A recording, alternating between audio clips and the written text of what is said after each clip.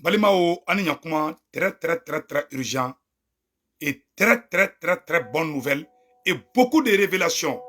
Malion, billet samedi 19 novembre 2022. Malion, bonne nouvelle B, mais complot et révélation de Benafana. Malion de Bali Benabamena et révélation. Mais nakuma mufana bi Malien chama me songa bulu kadala. Manga kuma bonne nouvelle ou kan folo. Malion, comme Mali a ka société, bonne nouvelle folo B, comme Mali ka société, comme Mali yɛrɛ o créa yɛrɛ ye, ka tila ka tɔgɔ da ko Sorem quoi. Donc Mali yɛrɛ bɛ société, Mali yɛrɛ bɛ ka sanu bɔ a yɛrɛ ye sanu nɔ. Donc u y'o fɛngɛ kura min dilan, u ye tɔgɔ min da la, tɔgɔ ye Sorem de ni ma fili. A jɔ n ka lajɛ ka ɲa. Je pense que Sorem de don voilà.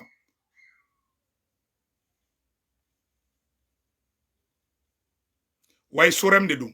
Donc Mali yɛrɛ ka sanu bɛ bɔ yɔrɔ na, a sanu photo filɛ nin ye. Mali yɛrɛ bɛ sanu bɔ a yɛrɛ ye, Mali yɛrɛ b'a feere. Mɔgɔ si tɛ Mali ka sanu feere ni Mali yɛrɛ tɛ. En même temps aussi, pour la première fois, CNT fana ye loi kura dɔ bɔ. Société, Mali société Sorem SA. Voilà, Mali société min bɛna.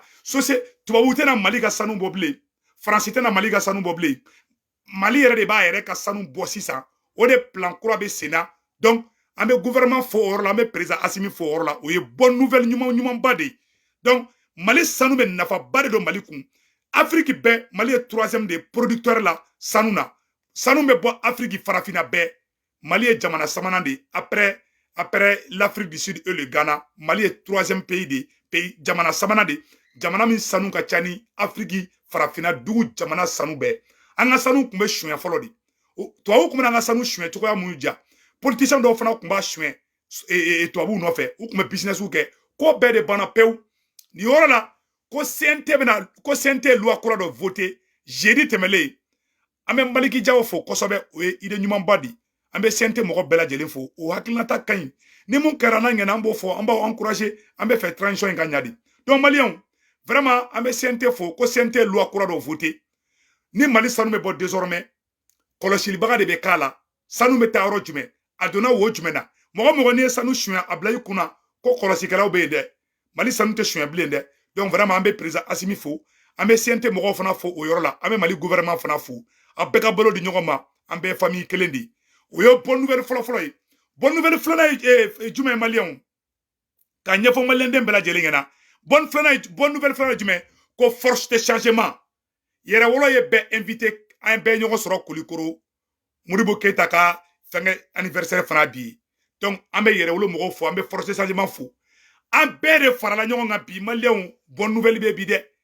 A yɛrɛwolo Debout Rempart, M5 RFP,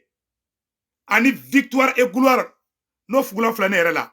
Ani CPM, Dr Alain Bokoum, ani Korema, ani Fusion Mali, ani mouvement, ani comment on appelle la Bouye Vision, an karamɔgɔ Bouye, Ashrifu Sarafa, Bouye Vision, ani an yɛrɛ ka karamɔgɔba, an ka ɲɛmɔgɔba, n'o ye Seko Lassana Kadi, Segukaw ka belebele, ani Sufi Bilal, ani mɔgɔ bɛ changement na, an bɛɛ de bolo a bɛ se ka kɛ ɲinana tɔw tɔgɔ kɔ dɛ. An bɛɛ de an tɛgɛ di ɲɔgɔn ma bi. An tɔgɔ kura de ko force de changement. An ka laɲini tɛ dɔwɛrɛ ye ka transition soutenir. An ka laɲini tɛ dɔwɛrɛ ye ko ni mɔgɔ ko k'i bɛ se Assimi ma, i b'an jɔlen sɔrɔ i ɲɛ. Anw de kɛra, an bɛ Assimi de protéger. An ye sɔrɔsiw ye, an ye gendarmew ye, an ye fɛn bɛɛ ye. Donc nous sommes des soldats. Nous sommes des soldats, nous sommes des défenseurs du Mali et des défenseurs du maréchal Assimi. Modibo Keita mɔden n'o ye Assimi ye, an bɛ Assimi protéger, foyi tɛ Assimi sɔrɔ. Maliens, o ye bonne nouvelle filanan ye. Mais Maliens, nouvelle dɔ bɛ yen. Janfajuguba dɔ bɛ Mali contre la. Mali jeune mɔgɔ 25 millions 20 dira u bɛɛ ma. Mali jeune bɛ sigi kuma in kan. Mali jeune mɔgɔ 25 millions 20 dira bɛɛ ma. Wari de bɛ ka distribuer a ka bon hakili ma. Mais maa n'i bɛ ka transition soutenir, hali ni gɛlɛya b'aw faga, a y'a kɛ Ala kama. Aw kana sɔn ka taga ninnu ka wari minɛ. Faransi yɛrɛ tɛ wele ka wari di ma dɛ, a b'a di mɔgɔ dɔw de ma. Faransi b'a di mɔgɔ dɔw de ma. Mɔgɔ sugu bɛɛ b'a la, mɔgɔ sugu bɛɛ b'a la. Politicien dɔrɔn tɛ dɛ. Politicien b'a la, diinɛ karamɔgɔ b'a la, mɔgɔ sugu bɛɛ b'a la. Faransi bɛ ka don wo bɛɛ kɔnɔ bi. Tɛ n dogo aw la dɛ, o complot bɛ yen. Mɛ tila k'a détail di. Wari joli dira, a bɛ ka tila cogoya min na. Complot filanan fana ye mun ye? Maliens, complot filanan ye mun ye? N bɛn'o ɲɛfɔ aw bɛɛ lajɛlen ɲɛna bi. complot flana jumenge français sanction min kanka gɛlɛya bɛna wuli sa burusi kɔnɔnaw la faransi kun b'an dɛmɛ miliyari 70 san o san ala ko tiɲɛna a kun bɛ mɔgɔ dɔw dɛmɛ o mɔgɔ minnu n'olu bɛna dɛsɛ k'o dɛmɛ sɔrɔ gɛlɛya bɛna kɛ minnu kan parce que o tɛna faransi ka dɛmɛ sɔrɔ maa dɔw de fana saralen bɛ olu bɛ t'olu pousser Assimi contre la o plan bɛ ka kɛ cogo min na an bɛ tila k'o fana sɛgɛrɛ f'a ɲɛna bi vidéo in révélation b'a kɔnɔ bi dɔ bɛ dɛsɛ ka sunɔgɔ bi a ye bi vidéo in partager dɛ c'est la meilleure vidéo de l'année n bɛ sɛgɛrɛ fɛn fɛn bɛ n b'a bɛɛ da aw tigɛ kɔnɔ bi alhamdulilayi maliyɛnw ko bɛ dugu kɔnɔ Nations Unies la faransi bolila ka t'i dogo Amérique de kɔfɛ sisan i m'a ye depuis faransi ko k'a tɛ Mali dɛmɛ bilen dɔrɔn Amérique fana ko Assimi tɛ taga u ka sommet la k'o ye Mali suspend ka b'u ka sommet la sisan faransi bɛ k'i dogo Amérique de kɔrɔ san ka Amérique pousser ka Mali kɛlɛ donc Assimi b'i kɔlɔsi yɛrɛ la irisiw ni Américains ani Français u bɛ ka mankanba de kɛ ONU kɔnɔ ko u bɛ fɛ faransi ko Barkhane taara ka bɔ Sahel la ko mais u bɛ fɛ ka farafin dugu wɛrɛw de fara ɲɔgɔn kan farafin dugu dɔw bɛ yen u bɛ fɛ k'olu de fara ɲɔgɔn kan sisan nɔ walasa ka force kura dɔ créer force africaine kura dɔ créer u bɛ fɛ k'o de créer faransi de bɛ k'o initiative fɔ ONU kɔnɔ irisiw ko ayi dɛ ko ni farafinna yɛrɛ dama bɛ fara ɲɔgɔn kan ko ka force créer ko bɛ kɛ ko mais ko faransi da tɛ don a la faransi fana ko k'o tɛ kɛ an bɛ tila k'o détail fana kala bɛɛ sɛbɛnnen bɛ yan yɔrɔ la maliyɛnw complot juguba dɔ fana bɛ yen tuguni ayiwa ko jamana ma fana ko MINUSMA tɛ fɛ ka Mali bila maliyɛnw aw tɛ si bɔn tigɛ kɔnɔ 10 pays jamana 10 de bɛ yen bi k'u bɛ fɛ ka na MINUSMA la Côte d'Ivoire ye Mali bila faransi ye Mali bila sisan u ye jamana 10 wɛrɛ de choisi tuguni u bɛ fɛ ka na ni mɔgɔ kuraw de ko k'o don MINUSMA la ala sago aw sago n y'a fɔ an ko ni Assimi ma MINUSMA gɛn ka gɛntɔ tɛ ko mɔgɔ jamana 10 ko k'olu bɛ fɛ ka na MINUSMA la u bɛ fɛ ka lase u bɛ ka yira mais u bɛ ka jateminɛw kɛ mais ko jamana 10 bɛ k'i préparer k'u bɛ fɛ ka don MINUSMA la après le départ de la France et la Côte d'Ivoire an y'o information fana sɔrɔ dardarni la donc maliyɛnw an ka don an ka nouvelle an ka babu yɛrɛ kɔnɔna na k'o ɲɛfɔ bɛɛ lajɛlen ɲɛna maliyɛnw ayiwa nouvelle fɔlɔfɔlɔ ye jumɛn ye ko Mali sanu ko alhamdulilayi an bɛ président Assimi fo an y'o de fɔ bɛɛ lajɛlen ɲɛna o ye bonne nouvelle fɔlɔfɔlɔ ye mun ye ko Mali sanu ko Mali yɛrɛ y'a ka société créer walasa Mali ka sanu ka kɛ Mali ta ye an yɛrɛ ɲɛ bɛ sanu photo la n bɛ tila ka détail dɔw di nin ye Mali sanu de Mali ye société kura dɔ de créer ko Sorem SA o ye Mali yɛrɛ ka société créer mun bɛ sanu bɔ faransi tɛna Mali ka sanu bɔ bilen tubabu jamana si tɛna i cun Mali kan k'i bɛna an ka sanu bɔ bilen an ka sanu kɛra an yɛrɛ ta ye on va dire bravo à Assimi bravo au gouvernement de la transition bravo au CNT Maliki Diaw bravo au premier ministre Choguel Maïga bravo au premier ministre par intérim colonel Ablaye Maïga le grammairien que Dieu bénisse la transition maliyɛnw o yɔrɔ bɔlen kɔfɛ a la an yɛrɛ bɛɛ lajɛlen ɲɛ b'a la an bɛna yɔrɔ kalan voilà bonne nouvelle le Mali crée une nouvelle société pour obtenir une plus grande part de la richesse minière le gouvernement de transition du Mali a promulgué le jeudi 17 novembre 2022 en fin de journée une nouvelle société minière dans le cadre de la tentative du gouvernement d'augmenter les revenus de l'industrie minière, un moteur clé de l'économie de ces pays d'Afrique de l'Ouest. La société de recherche et d'exploitation minière du Mali, Sorem.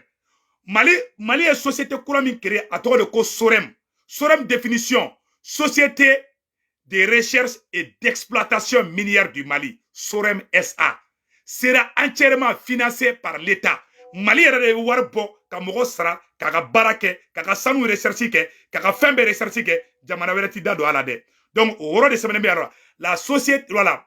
les responsables n'ont pas détaillé les montants financiers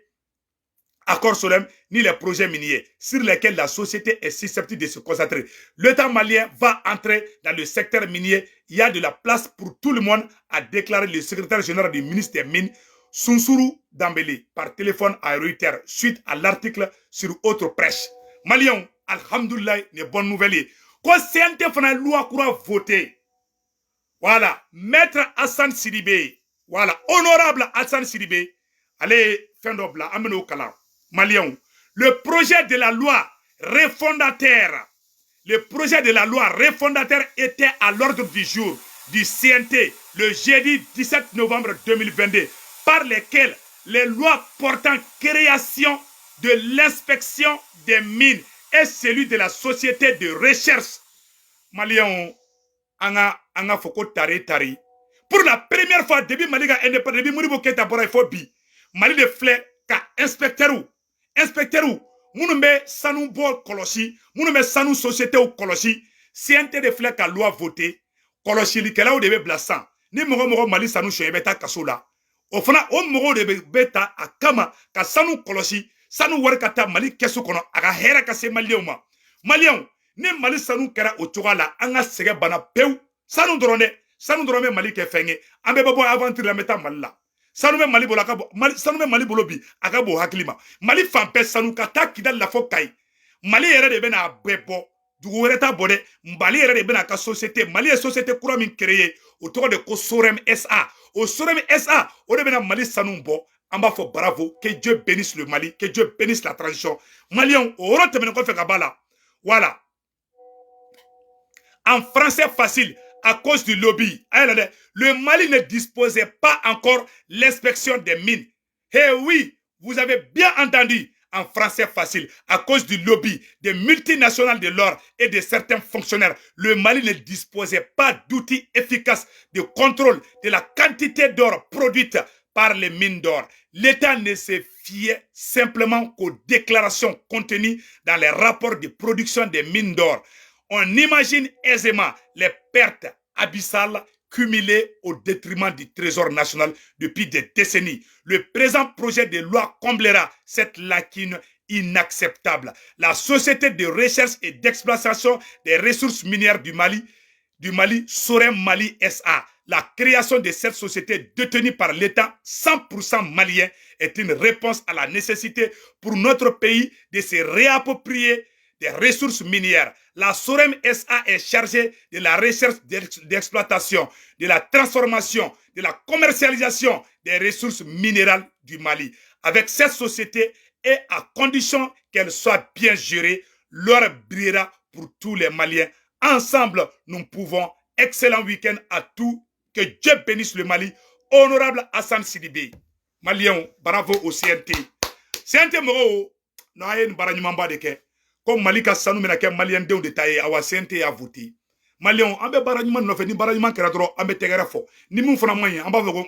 an be ŋunan kɛ. I n'a fɔ Seko Lasana k'ale ŋuna na cogo min na ka IBK gɛn. Mais an ka ŋunan kan ye k'aw dɛmɛ de. An ta tɛ k'aw gɛn. Donc an be an ka Segu belebele fo. Seko Lasana Kane, mouvement victoire mɔgɔ bɛ n b'aw bɛɛ lajɛlen fo. Ben le cerveau. Docteur Alayi Bokoum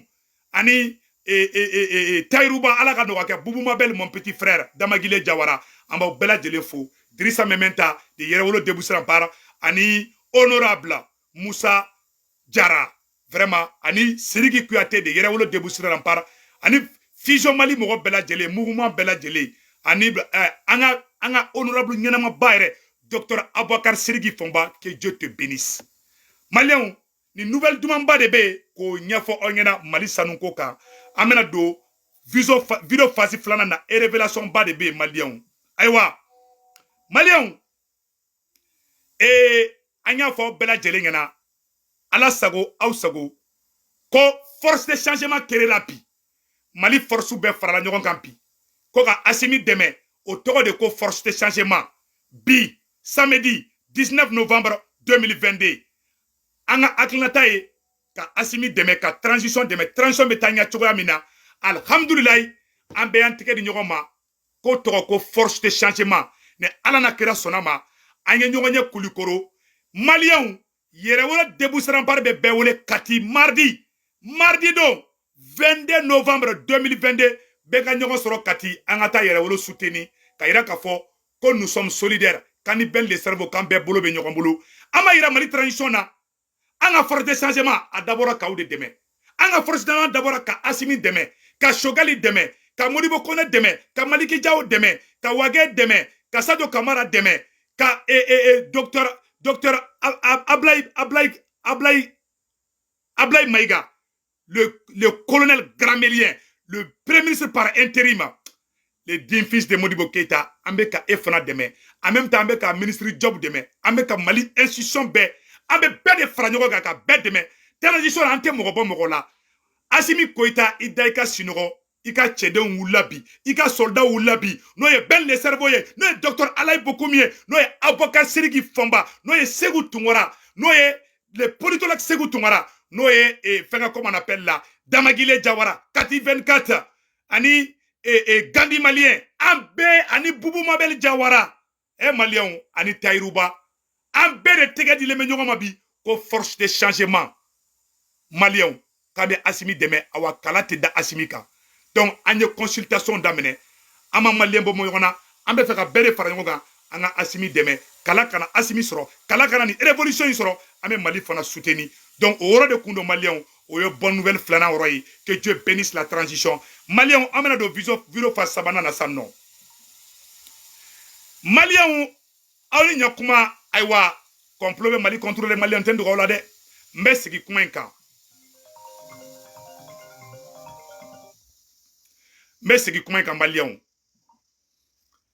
malien complot ba de bɛ Mali contrôler n bɛna révélation ba de kɛ bi ne bɛ vidéo de la quoi n bɛ vidéo de la o de to n bɛ ka téléphone tigɛ quoi voilà arrête donc malien complot ba de bɛ Mali contrôler la bi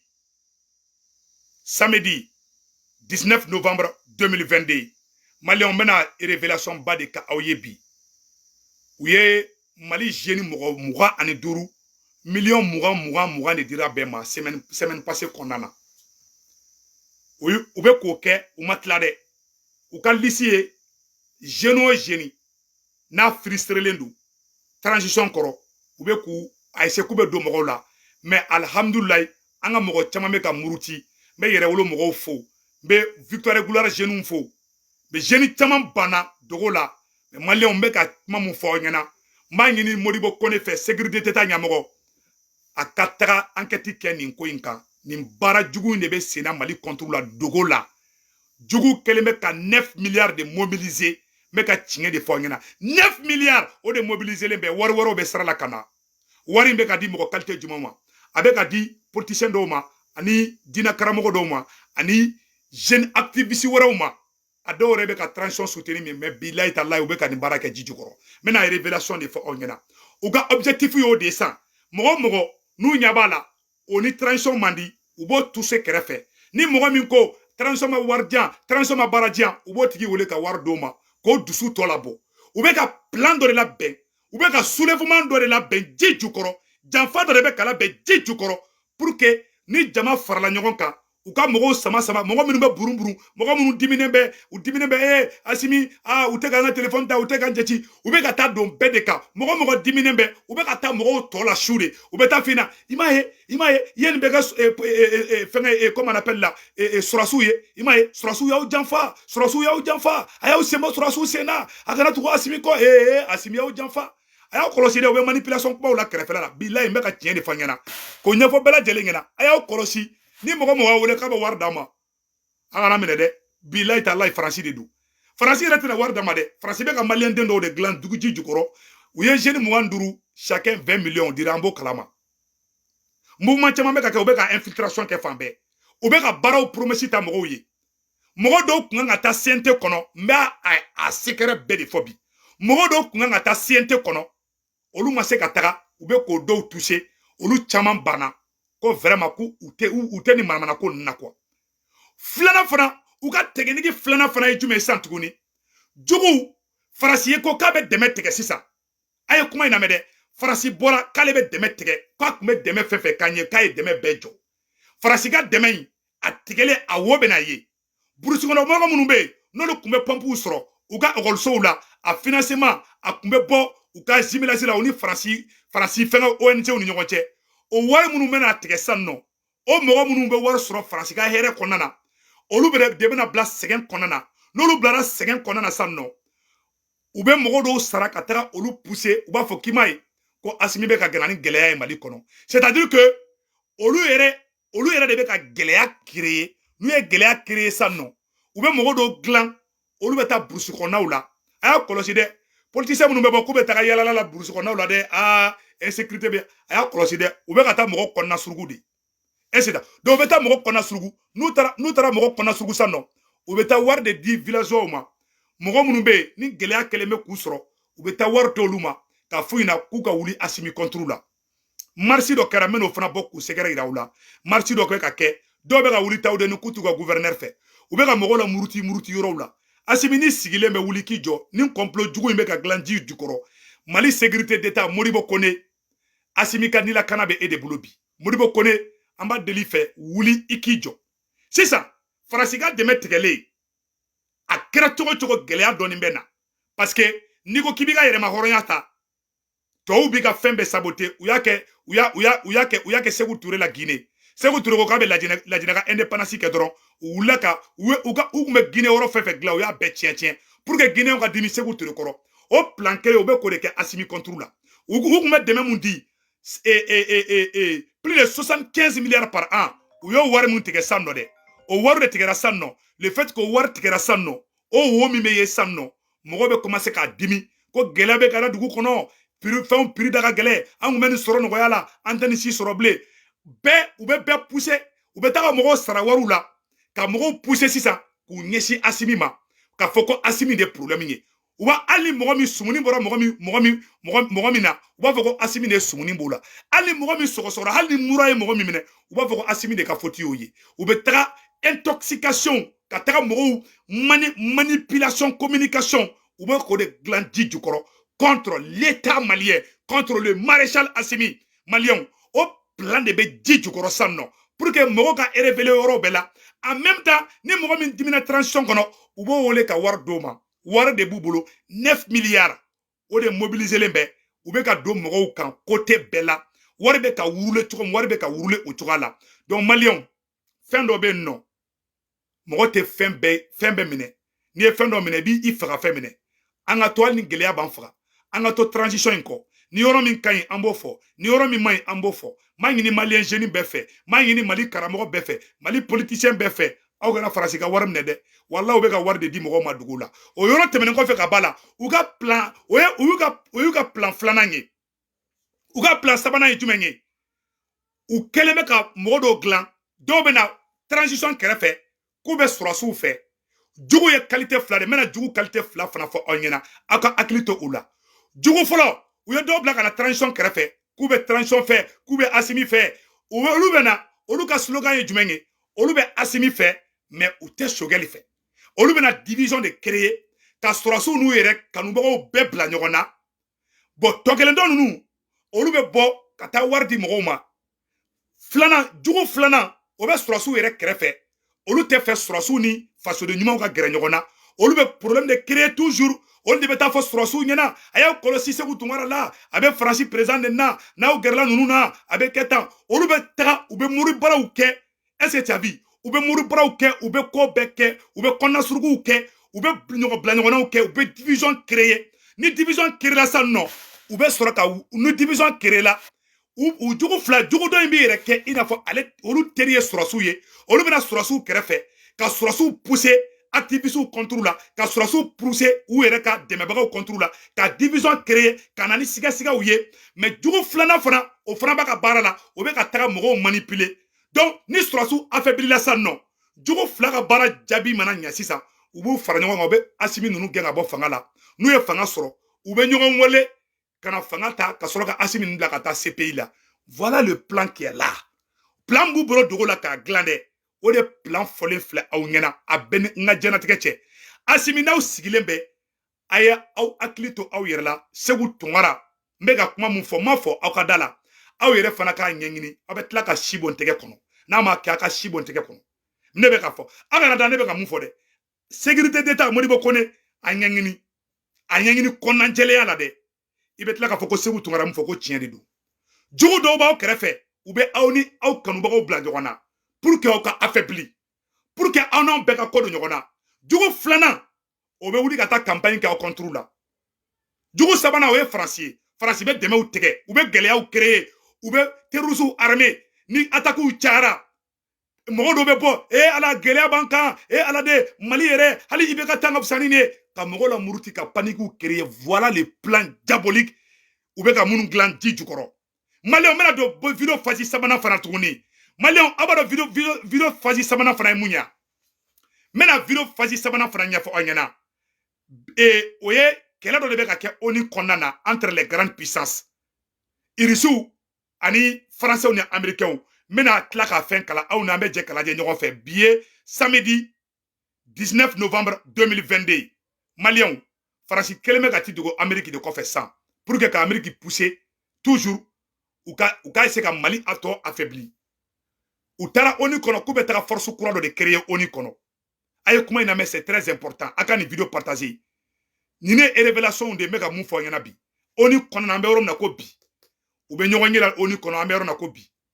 ko Faransi ko Barkhane tagara ko ka force kura dɔ créer Afrique force bɛ fara ɲɔgɔn kan parce que u ɲɛ b'a la bi Mali ni Lajinɛ Mali ni Guinée Mali ni Lajinɛ ani Mali ni Burkina olu bɛɛ kɛlen bɛ k'i tɛgɛ di ɲɔgɔn na bi olu bɛ ka terroristes bɛɛ faga bi Faransi bɛ taga san ka taa Niger ni Côte d'Ivoire ninnu ani jamana wɛrɛw k'olu fana fara ɲɔgɔn kan k'olu k'u dama force dɔ ye Faransi yɛrɛ bi dogo kɔfɛ k'u bɛ fɛ ka tɔgɔ o ɲɛɲini ONU na irisiw ko k'a tɛ kɛ yan nɔ dɛ irisiw ye mun fɔ n bɛna kalan aw n'an bɛ jɛ kala jɛ ɲɔgɔn fɛ en même temps aussi u bɛ fɛ ka na ni jamana wɛrɛw ye jamana dɔw ye Mali kɔnɔ o jamanaw kana baara olu kana ONU fɛn na MINUSMA la jamana 10 de u kɛlen bɛ ka jamana 10 de prévoir o kana MINUSMA kɔnɔ jamana 10 de bɛ k'i labɛn k'u bɛ fɛ ka na MINUSMA de kɔrɔ yan donc Asimi i b'i hakili to i yɛrɛ la toujours wallahi yɔrɔ bɛ ɲagaminen b'i senkɔrɔ Asimi il faut agir avant qu'il ne soit trop tard wallahi janfa in dilannen bɛ côté bɛɛ de la i contre la u kɛlen bɛ ka Mali fa janfantiw fasoden juguw la u bɛ ka baaraw kɛ fan bɛɛ muru baaraw bɛ ka kɛ wariw bɛ ka di mɔgɔw ma mɔgɔw bɛ ka pousser gauche à droite ni mɔgɔ min dimina transition kɔnɔ u bɛ wele ka wari d'o ma u bɛ ko baaraw de kɛ mais mɔgɔ caman ma sɔn dɛ n bɛ yɛrɛ wolo mɔgɔw fo n bɛ anw yɛrɛ ka victoire gula an bɛɛ bɛ ka ɲɔgɔn ɲɛ dogo la an bɛ ka fɔ ɲɔgɔn ɲɛna mɔgɔ si k'u ka appel ta hali u ye ne yɛrɛ voir a bɛɛ ni n ka diɲɛlatigɛ cɛ n'u y'a ye i diminen don dɔrɔn u b'i wele kɛrɛfɛ k'i tɔ dusu labɔ ne dimina sa ka dɔ fɔ Asimi u b'a fɔ Seku Tukara n y'a f'i ɲɛna i tɛ sɛmɛ Asimi sen na u bɛ taa Bubu Mabel yɔrɔ Bubu aw bɛ k'aw yɛrɛ faga koyi ninnu bɛ ka nin de kɛ yan fɛ i m'a ye u taara ka tugu dɔgɔnin dɔ bila yan fɛ u taara kɔrɔmuso dɔ bila u bɛ aw ka kow sɔgɔbɛ jɔn bɛ k'aw ka information feere aw kɛlen bɛ ka taa faso denjugu minnu ta k'o don aw ka gouvernement na dɛ olu de bɛ ka information kɛ fitiw ye olu b'a ka information kalama ni sɔrɔsi mun y'a dɔgɔnin dɔ nommé ni politicien dɔw bɛ bɔ kalama u b'u dɛn a politicien minnu bɛ transition contre la o minnu bɛ transition kɔnɔ a bɛɛ tɛgɛ bɛ ɲɔgɔn bolo dugu la jogo filaw de don u bɛɛ bɛ fala u bɛ bala tɔn min na san u bɛ na ka sɔrɔsiw n'an kɔ don ɲɔgɔn na u bɛ sɔrɔsiw ka ko jate minɛ ni sɔrɔsiw ka ko dɔ dogolen bɛ u b'u dɛn k'o fu politicien ɲɔgɔn ɲɛna n'aw ni sɔrɔsiw kɛlɛla o mɔgɔ kelen bɛ tila k'an wele k'i m'a ye ko ni sɔrɔsi in y'a dɔgɔnin dɔ bila yan fɛ ou bien a ye nin kɛ yan fɛ a yɛrɛ bɛ bɔ information dɔ kalama f'an bɛ maloya ne tɛ fɛ ka dɔw fɔ réseau kan Asimi n'aw tila k'aw suturalen aw suturalen tɛ koyi i ma Serge Daniel bɛ bɔ ka ko bɛɛ kalama o de kosɔn a ye baara kɛ ni fasoden ɲuman a ye baara kɛ ni force de changement aw suturalen tɛ yɔrɔ si bilahi talahi n'a ye nomination kɛ wagati o wagati olu de bɛna fɔ anw ɲɛna wallahi bilahi olu de b'a fɔ k'aw ye nomination kɛ n'a ye mɔgɔ dɔ nommé ambassade dɔ la u b'an wele ka fara i m'a ye u ye mɔgɔ dɔ nommé yan fɛ i m'a ye yɛrɛwolo mɔgɔw tɛ ka baara sɔrɔ mouvement victoire mɔgɔw tɛ ka baara sɔrɔ u bɛ k'u teriw nommé u bɛ k'u ka carré kɔnɔnaw hali u ka thé wulila u bɛ k'u nommé u b'aw tɔgɔ tiɲɛ aw ka fɛn fɛn bɛ ka fɔ a bɛɛ ye minnu tɛ aw fɛ dɛ olu bɛ mun kalama aw yɛrɛ ka vie privée la anw yɛrɛ ta kalama olu de b'an wele ka fɔ an ɲɛna an bɛ tila ka y'a dɔw fana ye tiɲɛ ye dɛ bon ko bɛ n'aw cogo la ni aw ni anw bɛ ka baara kɛ hɔrɔnya ni tilennenya la walayi foyi t'aw sɔrɔ o de kosɔn kun tɛ di kuntigi kɔ walayi bilayi an ŋɛni b'aw kɛ mais mun bɛ ka k'aw la n bɛ ka sɛgɛrɛ de fɔ aw ɲɛna et puis encore n bɛna mun fana fɔ aw ɲɛna Faransi bɛ fɛ de ka force kura dɔ créer parce que sisan u ɲɛ b'a la Mali sɔrɔsiw ni Burkina sɔrɔsiw bɛ k'u tɛgɛ di ɲɔgɔn ma u bɛ ka datigi kɛ sur terrorisiw la Faransi jigi wɔrɔla Faransi bolila ka na Amérique voir ko ka force dɔ créer ko Niger ko G5 Sahel ko ka sigi ka tuguni ko ka force wɛrɛw créer irisiw ko n'a bɛ créer ko u da tɛ don a la o yɔrɔ sɛbɛnnen bɛ minnu yɔrɔ kalan san nɔ Maliens a ye irisiw ka déclaration lajɛ a yɔrɔ la dɛ irisiw ye déclaration min kɛ minnu yɔrɔ kalan aw n'an bɛ jɛ k'u lajɛ ɲɔgɔn fɛ voilà irisiw ka déclaration filɛ nin ONU na dɛ a y'a lajɛ dɛ ni ye irisiw ka ambassadeur de ONU na a photo filɛ nin a ye kuma min fɔ n bɛna a kalan san nɔ Sahel débat sur la crise au Sahel au Conseil de sécurité de l'ONU. La Russie plaide pour des solutions africaines aux problèmes africains.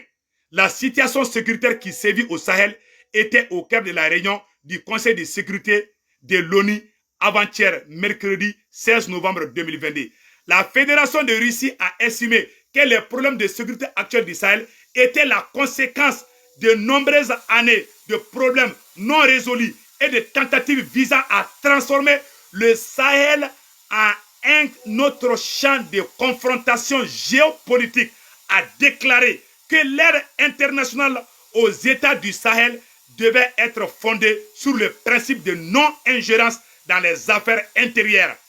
le respect de la souveraineté et le principe de solution africaine aux problèmes africains. Malien kuma bana siksi barabla. Irisu ko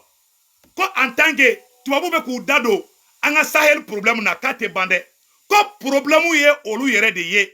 koni surasu be fara ɲɔgɔn kan ko africain yɛrɛma de b'a décider ko ka farafun to yen tɛ sa ko farafun sɛgɛnna tɛ sa irisu de bɛ ka nin fɔ ori na dɛ faransi bɛ fɛ de ka force diabolique dɔ dilan pour que Mali ni Burkina bɛ fɛ k'i tɛgɛ di ɲɔgɔn ma ka force kura min dilan dɛ faransi bɛ fɛ k'o concurrencer de k'o saboter a bɛ taga oni na ko ka taga force kura dɔ créer irisu fana ko ni force bɛ créer ko africain yɛrɛma de b'a créer k'ayiwa ko chaque fois ko ni occidentaux bɛ dɛmɛ kɛ africains ye k'u bɛ ingérence de kɛ u b'u da don an ka problème na ko k'u dabɔ an ka problème na ten sa ko ka farafintigiw to yen ten sa irisiw ka ambassadeur de filɛ k'o fɔ oni kɔnɔna na nɔ donc maliyɛnw dɛmɛbaga b'an na yɔrɔ bɛɛ an y'o de fɔ bɛɛ lajɛlen na faransi wulilen bɛ ka jɔ de bi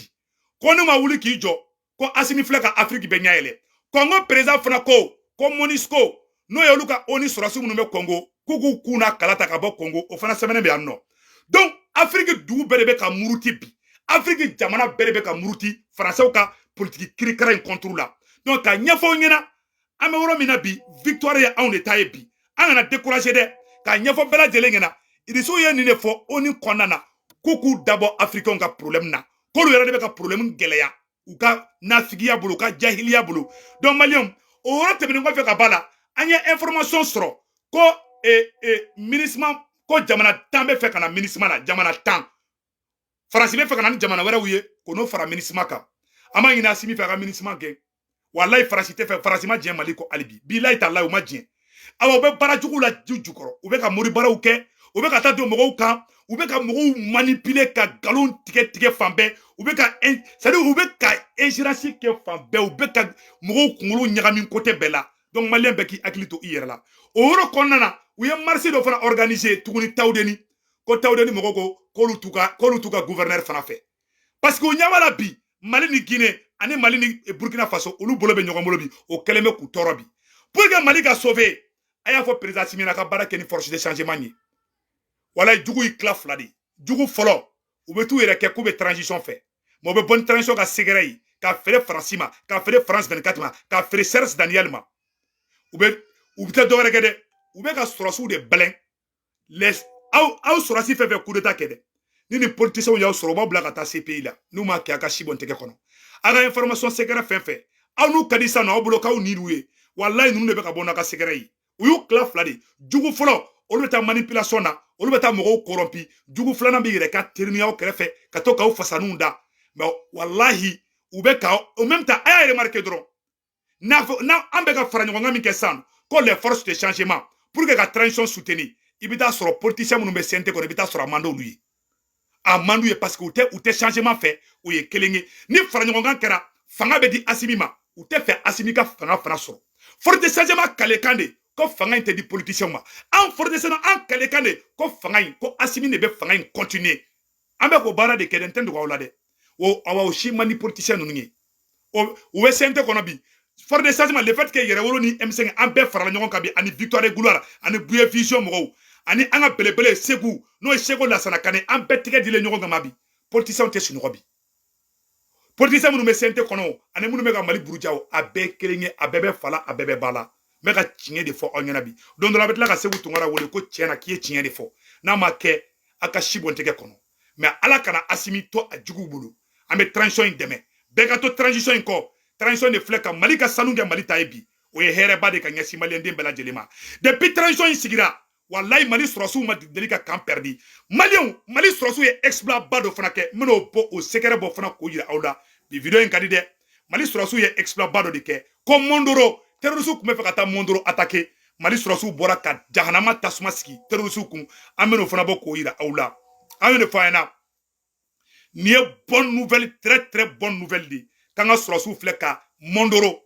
ko terrorisiw kun bɛ fɛ ka taa Mondoro attaquer an ka armée malienne an ka cɛdenw u bɔra u ye jahanama sigi terrorisiw kun maliyɛnw bi samedi 19 novembre 2022 an ka jɛ an ko bonne nouvelle lajɛ nin tɛ bonne nouvelle dan ye bi Mali sanu Mali yɛrɛ société sigi Assimi société sigi ko Mali yɛrɛ bɛ ka sanu bɔ a yɛrɛ ye Faransi tɛ na Mali ka sanu bɔ bilen en même temps an ka surasiw ani Burkina surasiw Burkina depuis Sadio Kamara bɔra Burkina surasiw bɛ ka gagner terrorisiw contre la fan bɛɛ Sadio Kamara taara dɔrɔn ka plan tracé dɔrɔn ka di Burkina surasiw ma dɔrɔn k'i kɔdon ka na i ma hali kunu u taara ka taa terrorisiw bunte Mali bɛ ka Burkina dɛmɛ ni renseignement ye Mali ni Burkina bɛ ka baara kɛ ɲɔgɔn fɛ main dans la main Mali armée ye victoire ba min kɛ bi n bɛna bɔ ka yira aw la an ka surasiw taara u ye bunteni da terrorisiw kan terrorisiw bolila k'u ka tɛdagaw to u ka darakaw u bolila ka bɛɛ lajɛlen to Segu Tunkara bɛn'o de bɔ k'o yira aw la soyons fiers de cette armée an ka transition in dɛmɛ an si kana décourager maliyɛnw n bɛna nin yɔrɔ bɔ ka yira aw la aw ni an ka jɛ an ka nin yɔrɔ lamɛn ɲɔgɔn fɛ ubure jigibuna adamaden kan o de kun kɔnɔ la u ye kibaruyaw kɔni sɔrɔ k'a yira k'a fɔ ko min ye jatigɛ wale kɛba ninnu u bɛ ka janfa dɔ kɔni k'u labɛn mun ye Mondoro o yɛrɛ kɛrɛfɛla la wa min ye janfa ye k'u bɛ fɛ ka na an ka kan minnu u bɛ Mondoro o kɔnɔ la u bɛ fɛ ka na kan in ko attaquer o yɔrɔnin bɛɛ n'a ma ɲɛ k'a fɔ ko min ye armée kɔni o ye kibaruya sɔrɔ Abu siga t'a la mun ye armée an ka sanfɛ kɛlɛkɛfɛnw wulila dugumataw fana olu jɔ jɔyɔrɔ la a ye Abu Safinɛ Jara mun ye bunteli o dabɔra ɲankadeni ye mun ye Fatirikɛ ba ye n'o bɛ Umaru Angoyiba kofɔ a y'a yira k'a fɔ n'i y'a jateminɛ k'a lajɛ mun ye Mondoro kɔni a kɛnɛ a ka bon fo k'a fɔ ko a ka bon kojugu wa mun ye Mondoro ale ye dugu ye a bɛ mun ye Mali ani Burkina Faso a b'o frontière la o de kumu kɔnɔ la k'i bɛ na ye k'a fɔ ko jɛgɛdɛkulu mun bɛ yen ni terroriste jɛgɛdɛkulu don n'an k'a ma ko groupe de soutien à l'islam et aux musulmans dɔw k'a ma ko GESIMU Abu Safinɛ Jara siga t'a la olu ɲaminɛlen don mun ye Yada Agali ani ka taa fara mun ye Amadu Kunfa kan i bɛ na ye k'a fɔ k'u ye cɛta dɔ kɔni u ye o bolo da ala mame u y'o ni cɛta in baara ko o boloda mun ye wulikajɔ k'u kun b'u o sigi sen kan a bɛɛ ni kana duwa kun kelen ɲɔgɔnna o bɔ Abu Safinɛ Jara i bɛ na ye k'a fɔ ko mun ye wulikajɔ u kun bɛ k'a sigi sen kan kun jumɛn de la ni maa ninnu kun bɛ fɛ ka fɛɛrɛ dabali de k'o tigɛ sen kan a yɛrɛ nin bɛ san dɛ donc terrorisiw kun bɛ k'i fara ɲɔgɔn kan de k'u bɛ taga Mondoro de attaquer an ka armée a désactiver cogo min n'o yɔrɔ yira aw la sisan nɔ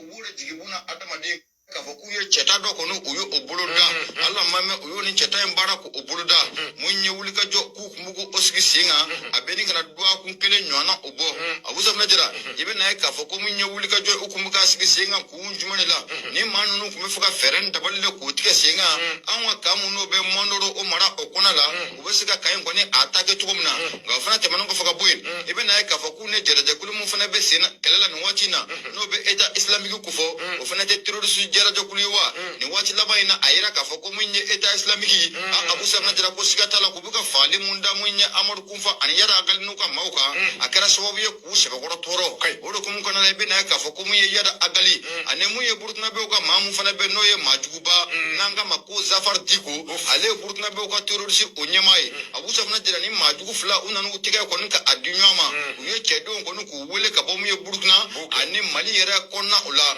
Abu Safinɛ Jara ko cɛdenw kun bɛ ka lajɛrɛ belebele u kun bɛ k'o boloda dugu mun bɛ yen n'an k'a ma ko Tigila ani Saradina ani ka taa fara mun ye Sara Yare kan Abu Safinɛ Jara ninnu bɛɛ lajɛlen ye dugu ye ani Mondoro yɛrɛ kɔni ko o ma jan ten abada i bɛ na ye k'a fɔ ko min ye jɛrɛjɛkulu ninnu Abu Safinɛ Jara u kun bɛ ka lajɛrɛ belebele u bɛ k'o boloda ye lajɛrɛ in kun tɛ dɔwɛrɛ ye fɛɛrɛ dabali jumɛn de bɛ se ka sigi sen kan o bolo mun ye État islamique k'o sɛbɛkɔrɔ bunte k'o sababu kɛ nin waati in na o fana kɛlen bɛ ka gɛlɛya ta ni k'u sɛgɛrɛ voilà a yɛrɛ ma nin yɔrɔ ye sisan nɔ c'est à dire que terrorisiw kun bɛ fɛ ka surprise dɔ de k'an ka Mali surasiw la Burkina terrorisiw Niger terrorisiw u bɛɛ de fara ɲɔgɔn kan k'i ɲɛsin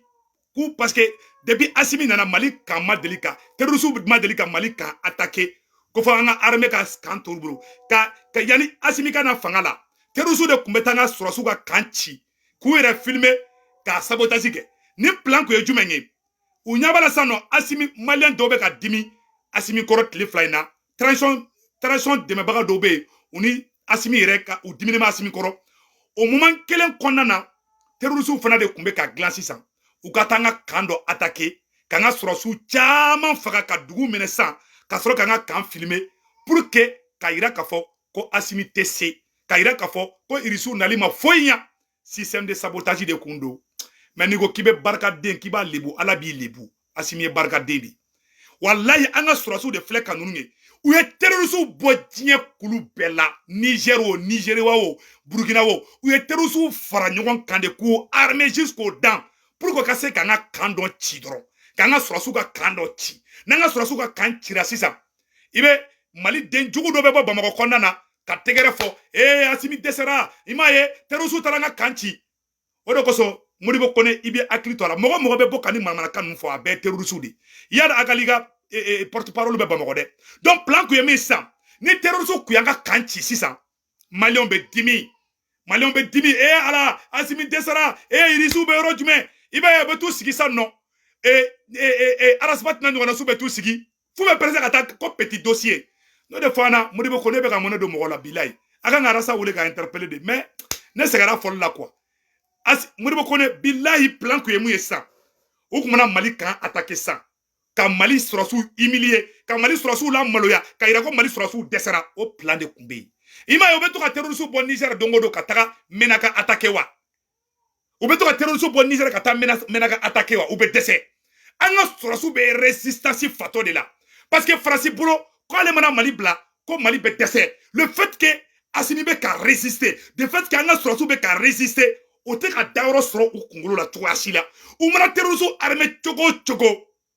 Mali bɛ o terrorisiw faga terrorisiw mana bɔ sankɔrɔ la Mali b'a faga terrorisiw mana bɔ dugukolo jukɔrɔ hali terrorisiw yɛlɛma k'u kɛ fiɲɛ ye Asimi b'u bɔ baara la pewu Asimi b'a ka sɛsogo ɲimi ma kuluba Asimi lafiyalen ko ŋɔmirala mɔden u dɛsɛra u dalakan bɛɛ fɔra u ye diɲɛ terrorisiw u taara Boko Haram ta ka dɛsɛ u taara État islamique ta Faransi yɛrɛ lebura o la donc ala de barika don Mali la an kana to Mali in ka tila an na an bɛɛ ka fara ɲɔgɔn kan force changement président Asimi baara kɛ ni force changement ye anw de kɔnɔ jɛlen bi ye anw de bɛ Mali fɛ bilahi talahi maa minnu bɛ yen i b'a ye sisan nɔ ni terrorisiw kun y'an ka Mangoro kan attaquer dɔrɔn an ka sɔrɔsiw ka boli dɔrɔn u bɛ t'o filmer Arasibati bɛ content sa fa bɛ t'i sigi a ka gara dossier la sa wayi bon an y'a ye nin de kɛra bon ça ne va pas bon aw yɛrɛ ɲɛ b'a la ninnu u ka laɲini de ni ye se ka ninnu ye bi san pɛrɛn ka jigin Mali kan bi ni ye se ka ninnu ye bi Mali bɛɛ ka jeni bi u ka taa fɔ ko wayi ko an ye nin de fɔ dɛ an y'a fɔ n k'u tɛ se o an y'a fɔ n k'u tɛ se o hali n k'o de fɔ an na an ka to Asimi ko an ka dugawu don transition ye a y'a kɔlɔsi dɛ Arasibati n'a ɲɔgɔnna su olu ka laɲini nin dɔrɔn de awa n'a kun kɛra mɔgɔ fɔlɔ min kun b'a fɔ o ye Arasibati nin de u kun nisɔndiyalen ba ye parce que u ka laɲini tɛ dɔwɛrɛ dɔrɔn a Mali ka dɛsɛ anw de wulila n ko Faransi ka taa ka bɔ Mali kɔnɔ Arasibati ni ouverture média mɔgɔw ko ani Maliki Konate Arasibati ouverture média Maliki Konate u ye anw kɛlɛ depuis IBK bi ko ni Faransi tagara ko terrorisiw bɛ taga daraka dun fo Kuluba a mana kan tɛ u ma mun fɔ ala ye Mali den ɲuman dɔ na n'o ye Asimi ye Asimi nana dɔrɔn Faransi gɛnna hali sɛ ma b'a fan kan u ye terrorisiw dɔ dilan ko ka taa Kati attaquer pour que k'an ja tigɛ Katikaw yɛrɛ bɔra ka terrorisiw minɛ k'u faga bravo Katikaw que Dieu vous bénisse Maliens bɛ vidéo bila yɔrɔ la que Dieu bénisse le Mali ala ka hɛrɛ k'an bɛɛ lajɛlen ye ala ka ɲɛtaga d'an bɛɛ lajɛlen ma Maliens o de kun don n bɛ vidéo bila yɔrɔ la a janyana dɔɔni mais aw b'a kɛ to f'an ka information fɔ a bɛɛ lajɛlen na vive les forces de changement yanni n ka bɔ kuma la an b'a ɲini président Asimi fɛ a ka baara kɛ ni force de changement ye sinon l'heure est très grave que Dieu bénisse la transition